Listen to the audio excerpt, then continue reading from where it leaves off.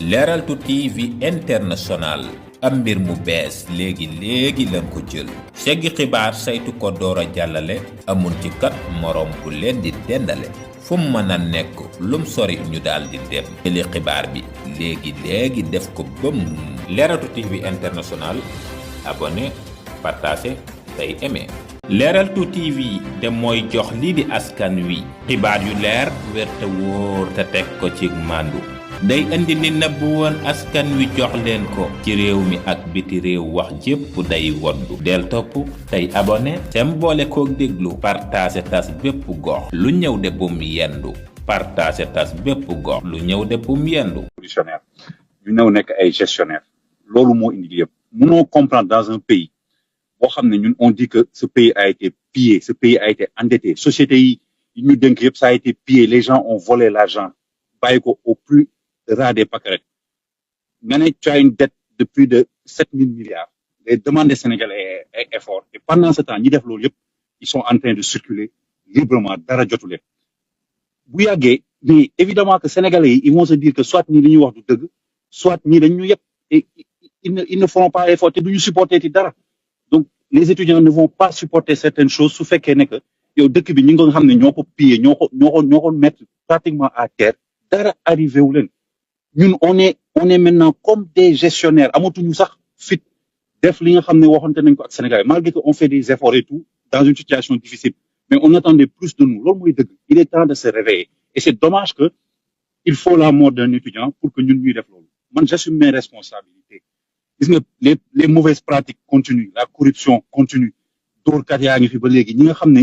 gëmuñu dara ils sont là juste pour leur poche ñi ngi fi ba léegi les mêmes juges qui étaient là nga xam ne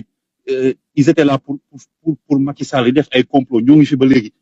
donc rien n'a changé à part les visages à part les efforts que peut-être quelqu'un comme Ousmane Sonko est en train de faire malgré les difficultés et je ne le dis pas pour le défendre mais parce que loolu laa gëm donc on n'a pas fait le travail qu'il fallait faire depuis 2 ans mënuñu toog 2 ans après les gens ont l'impression que ñun on est comme les autres wala loolu c'est pas normal Pastef c'était pas ça l'idée on n'est pas là pour se contenter d'être des gestionnaires on a fait un meilleur résultat que ñi fi fekk on fera des meilleurs résultats parce que ñi fi fekk ils étaient médiocres donc loolu du ndam bi mooy changer le Sénégal l'administration profondément changer la justice changer les mentalités toogaat système éducatif bi dañu war a toogaat ak étudiants yi tëggaat ko à partir de 0 loolu mooy dëgg leneen lu ñu fi def pour mën ay tappale la te il faut pas que l'ISA se reproduise qu'un étudiant meurt sous le régime de Pastef c'est vraiment man xawma sax depuis sànq sama xol bi dafa jeex loolu kenn waru ko accepter je ne connais pas les circonstances yàlla xam na ko xawma nan la demee l'enquête le déterminera mais il faut pas que l'ISA se reproduise je sais qu'on le dit chaque fois il faut pas que ça se reproduise mais vraiment il faut que lii moom du musa amati ci Sénégal ça n'a kenn mënu ko justifier en fait on peut pas le justifier donc il faut que ça s'arrête il faut qu'on soit conscient lu tax Sénégalais yi teg ñu fi Sénégalais mun na muñ lu nekk parce que mun nañ 60 ans yoo xam ne ay benn élite corrompue moo fi nekk di def leen nekk ci dëgg donc mun nañ munal benn régime boo xam ne ñëw na pour le changement mais changement bi dañ leen koy won dans le concret de tous les jours dañ leen di won ne que ça commence par le plus haut de l'État la rationalisation wàññi yenn dépenses yi wàññi tappale bi wàññi yenn agences qui ne servent à rien rationaliser bu boobaa xëy na du ñu am problème pour fay kenn wala pour dara ñu toog étudiants yi wax leen dëgg wax li mu nekk ñu tegaat benn système bu bees loolu lañ war a def je suis vraiment désolé qu'on en soit arrivé à un mort pour que après ñu mun def yooyu lii ça ne doit plus jamais se reproduire ki gaañu malheureusement ba pare kenn mënatu ko dindi mais lii waratuñu ko nangu et c'est pas trop tard de changer ce pays là c'est possible mais il faut du courage politique et de la volonté il faut avoir peur de personne ñun lobby faluñu kenn faluñu Sénégalais yi ñoo jël seen carte yàlla suñu borom dogal ko ñu fal ñu donc on a à avoir peur de personne on n'a pas à hésiter il faut que mentalité yi change la mentalité des policiers la mentalité des gendarmes la mentalité des juges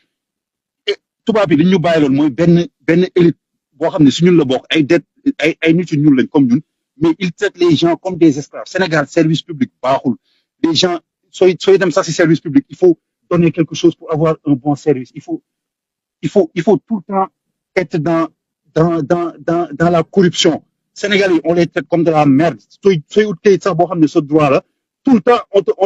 on te fait vivre la galère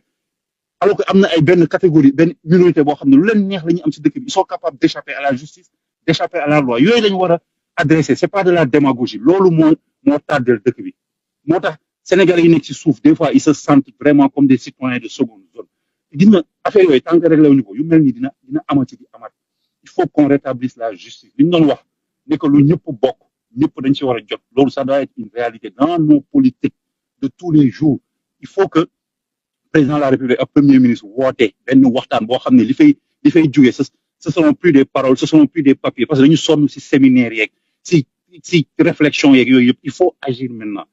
et si on échoue réew yi ko bëggoon def ci Afrique yëpp vont échouer effet bi mi ngi ñu teg choc ñëpp a ngi teg choc parce que ils veulent qu'on échoue parce que si on réussit ça va faire des émules en Afrique on n'a pas le droit d'échouer waruñu bàyyi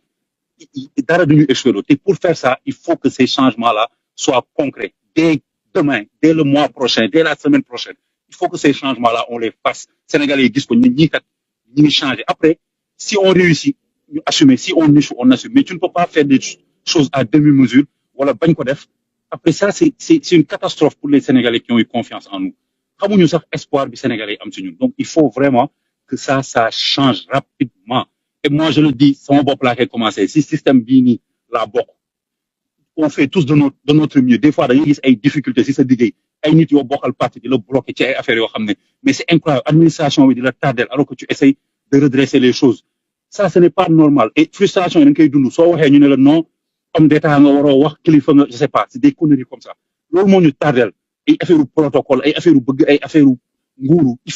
faut sortir de ça être des serviteurs su daree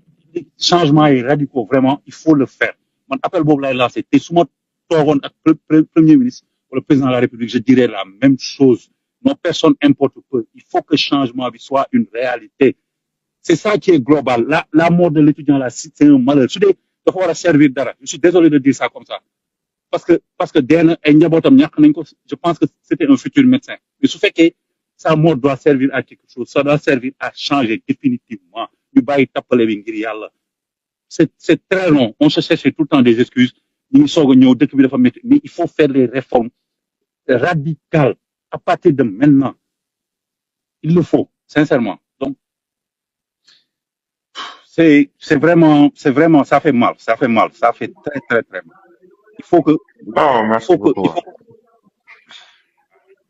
Non, vas-y, continue rek souffle la. Non, c'est pas. Mhm. su ma waxee damay wax lu ëpp après mais maa ngi waaw non surtout loolu la sax moo tax ma ne xaaral ma.